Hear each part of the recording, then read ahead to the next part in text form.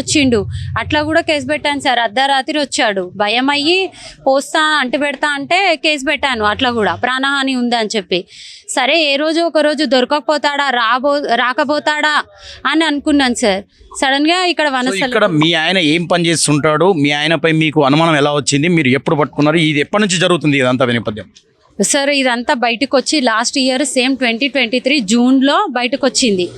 ఈ illegal relation అనేది బయటకు వచ్చింది. సో బయటకు వస్తే పెద్ద మనుషుల త్రూ మాట్లాడిపిస్తే కూడా సరే అన్నాడు.